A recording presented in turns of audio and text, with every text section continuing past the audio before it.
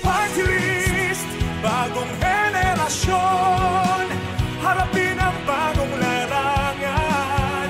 PH Party List, abutin ang pangarap, sama-sama tayong bumangon sa kahirapan. PH Party List, ang kaagapay nyo. Walang pinipili, lahat pinaglilingkuran. Yan ang PH Party List.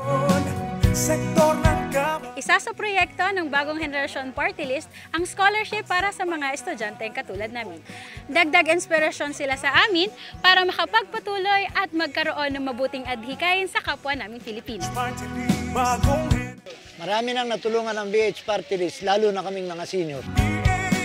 Alagang-alaga kami ng BH Party List dahil sa dami ng nakukuha namin benepisyo.